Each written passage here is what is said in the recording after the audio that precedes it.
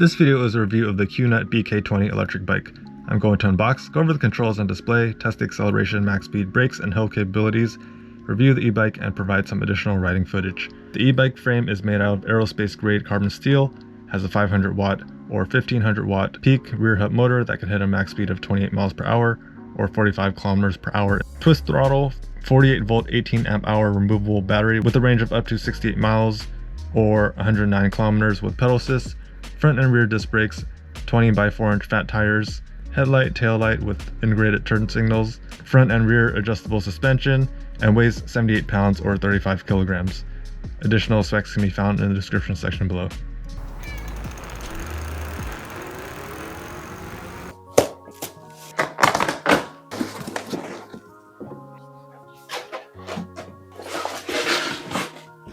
Inside the package we have the bike itself, the front wheel, we have a front fender, this is the kickstand, a pump.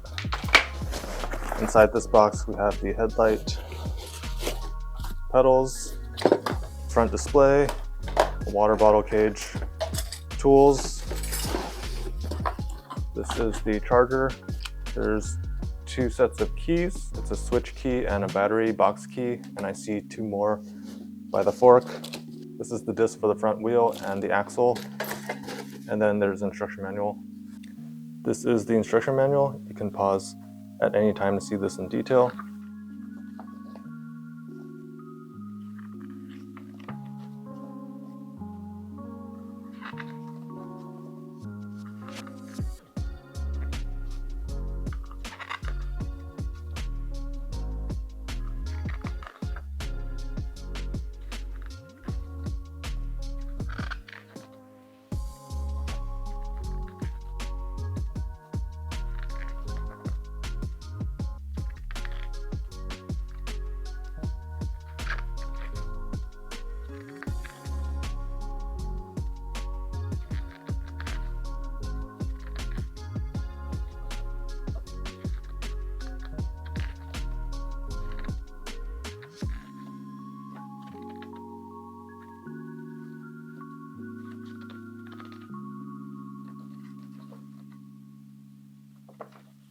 For the interest of time, I'm going to assemble everything together. I finished assembling the e-bike and I wanted to point out a few things during the installation process. For the front wheel, the instruction manual showed this being a quick release lever with some screws, but it was not. It was a bolt with a nut, a flat washer, this washer with a hook, and then this longer washer. So make sure you put it in this orientation. You also have to install the front discs. There's 6 bolts. You take them off, put the disc in, and then screw it back in. And that goes in between the brake pads, so make sure you do that. By default, when I put the handlebar on, a lot of these brake levers and controls were a lot higher. I loosened all of these bolts that tightened them, and then I was able to shift them down. And then sitting down on the e-bike, I was able to rest my hand to a comfortable position, and then I had to retighten them. For this specific bike, the front and rear discs did not rub. It might not be the case for you. I did have to adjust the rear derailleurs. The kickstand is also adjustable in height. You use an Allen key to adjust that bolt in the middle, and I had to inflate the tires first and then adjust that accordingly so that the bottom of the kickstand laid flat with the floor. If you have the kickstand too long, the bike will stand upright and it might tip over. And then if you have it too short, the base of the kickstand is not flat and then the bike might tip over. You also need to inflate the tires to a max of 20 psi. When it comes out of the box, the tires are deflated. You have to make sure that the tire beads seat into the rim. When I finished inflating it, there was a bulge where the bead wasn't sitting, so I had to deflate it and push it back in. Just make sure when you're inflating it that you seat the tire bead into the rim. This is the rear suspension. You can adjust This red ring, if you move it to the right, the spring will be softer, and if you move it to the left, the spring will be stiffer. Let's take a look at the battery. There's an on and off switch right here. To charge the battery, you can either leave the battery on or take it off, but the charging port is right here behind this piece of rubber. You would plug this into the battery, and then this other end goes into an outlet. There is an LED. It'll turn red when it's charging and green when it's fully charged. Putting the key in, turning it counterclockwise to unlock it, and then you can slide this forward to take the battery off. On the top of the battery, there's a battery status indicator. You have to make sure that it's turned on. And it's about 80% full. This is the side. This is the front. This is the other side where we put the key in. And I'll show you the locking mechanism. This is the connections. This is the bottom with the model number. This is the battery rail with the connector. Let's put the battery back in. There's 4 grooves on each side. 1, 2, 3, 4. You have to line it up with the rail and then slide it back, turning it clockwise to lock. This is the controls for the headlight, left, right signals, and the horn. This is the front brake lever, the battery voltage ignition, the display, 7-speed shifter, the pedal assist button, the twist throttle, the rear brake lever, and a grip. You can put the key in and turn it clockwise to turn it on. We can turn the headlight on by pressing this. Headlight on. Brake lever. Turn signal. Other turn signal. You actually have to press the turn signal again to turn it off.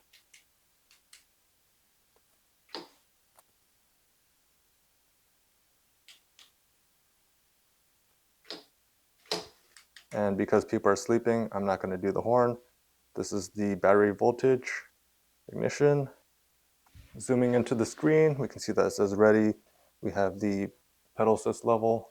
And if we press this S button, it changes from 1, 2, 3, and it goes back to 1. This is the battery level, the current speed in miles per hour, and the odometer. In pedal assist 1, we can get 15 miles per hour. In pedal assist 2, we're getting 19 miles per hour, 20 miles per hour. Pedal assist 3, we're getting 28 miles per hour. That's pretty much it. To turn it off, we turn the key counterclockwise. I'm going to test the acceleration and max speed in each of the pedal assist levels. There's 1 through 3, and I'm going to do it for pedaling only and then throttle only. Pedaling only in pedal assist 1. The motor kicked in.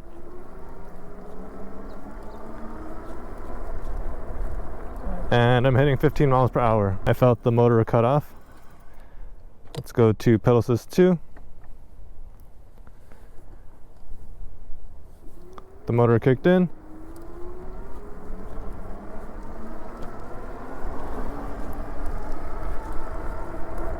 And the motor cut off at 20 miles per hour. Pedal assist 3. The motor kicked in.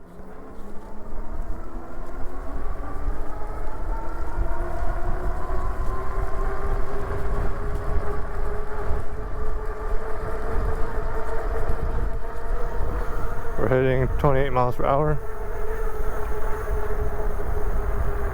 For throttle only, pedal assist 1.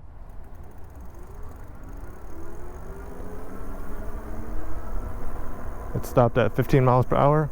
Pedal assist 2.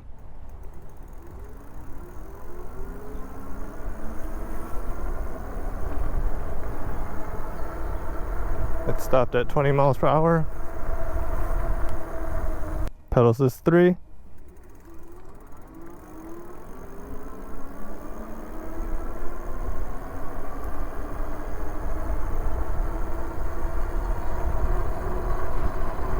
$23, $24, $25, $26, $27, $28 miles per hour. Let's slam on the brakes at the first cone.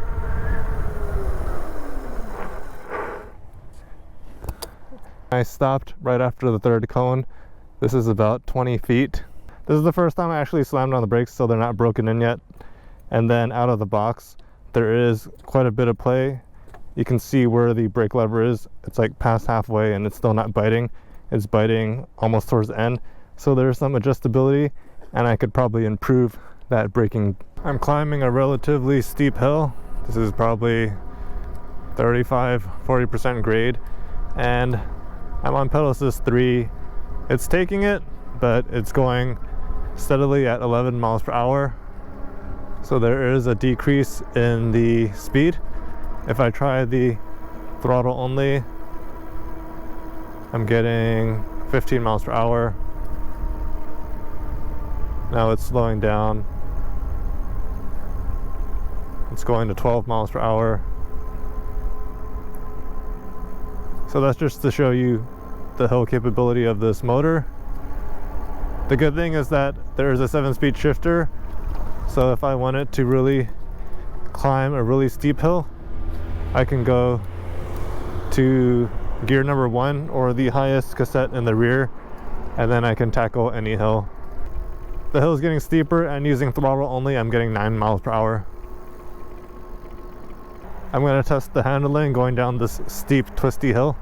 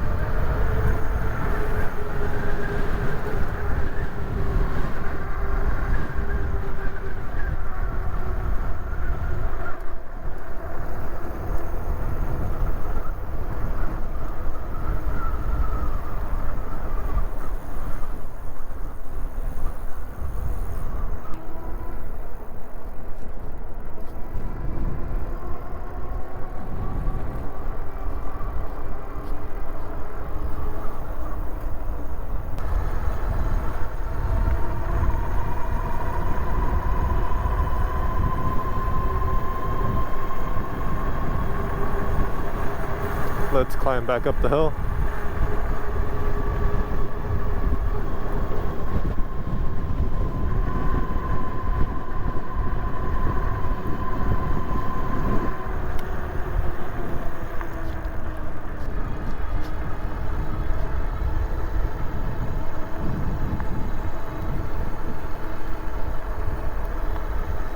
Getting 20 miles per hour using throttle only.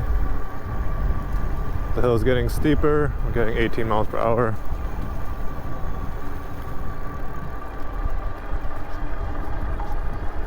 Let's start pedaling.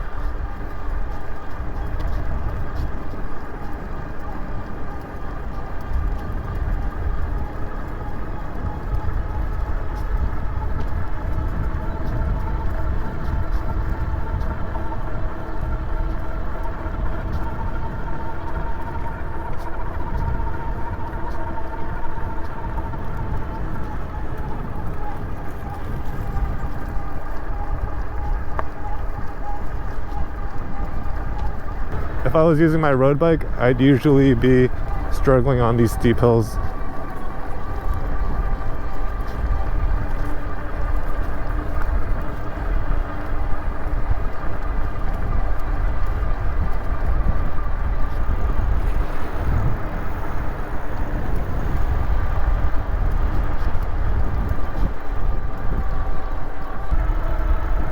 and we're done.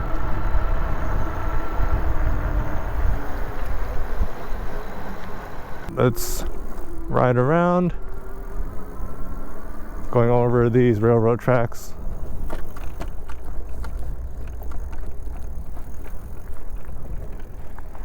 On this bumpy surface. The ride is pretty comfortable.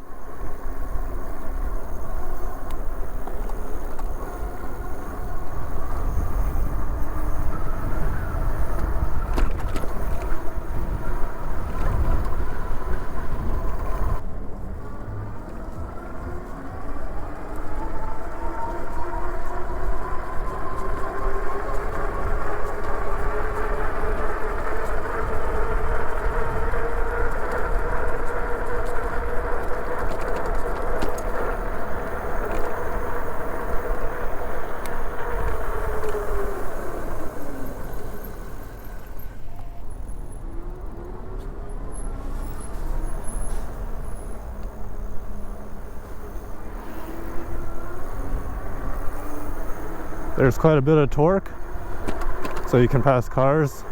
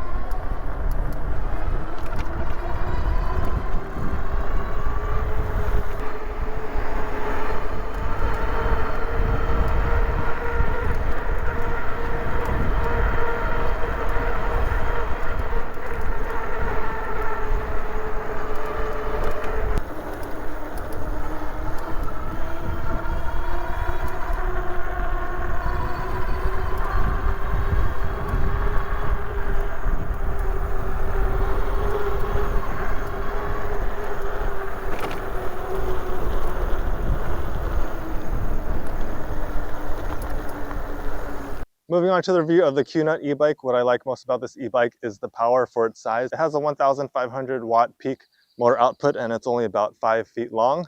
I also like that there's a headlight, there's a tail light that has integrated turn signals, and you can also turn both of them on at the same time so it looks like it's hazard lights. It has non-adjustable front suspension and it feels like there's springs inside, and then there's adjustable rear suspension with this coil that you can adjust. The ride is very comfortable, especially when I'm riding on bumpy roads. The throttle is very responsive and it can go up to 28 miles per hour, which is enough for most people. I also like the retro style of the e-bike. It has this brown leather seat and feels like there's gel inside that makes it very comfortable. The battery right here is removable, so you can leave the bike parked downstairs and charge this in your office or in your house. And it looks like a tank of a motorcycle, which is nice. There's also mechanical disc brakes on the front and rear. I also like that there's a key to start the e-bike. Some other e-bikes, you can just press the button to turn it on. This adds an extra layer of protection, so if you do park the e-bike, people can't just turn it on and ride off with it. The motor is only advertised for up to 30% grades. Any more than that, it starts to struggle a little bit, but because it has a 7-speed rear derailleur, you can always shift to a higher gear and then pedal up hills, so you can tackle any steepness of hills. In terms of improvements or suggestions that I had, I noticed that the rear seat is not adjustable, so when I'm sitting on it and pedaling, my legs are a bit cramped. Usually on a regular bike, I can adjust the seat so I'm not wasting as much effort when I'm pedaling. In order to get around that, you can just sit there and use the throttle. I personally prefer hydraulic disc brakes because they're more responsive. These brakes, there is a bit of play. You need to adjust them out of the box to get them to bite quicker. But in terms of cost, mechanical disc brakes are cheaper, hydraulics are more expensive. That's always something that you can upgrade in the future. The other components are pretty basic. The crankset is generic. The drivetrain is Shimano turning, which is lower on the hierarchy, but for an e-bike, you don't really need to be shifting all the time, so that's fine, but it's just something to note. And overall, the bike just feels nice and very quick and comfortable. If you guys are looking for a retro e-bike, you can check out this Qnut e-bike. A link for the product and the latest pricing is in the description section below. Please like this video if you found it helpful. Feel free to leave questions or comments in the comment section below, and if you want to see more videos like this, please subscribe to my channel. Thank you guys for watching and take care.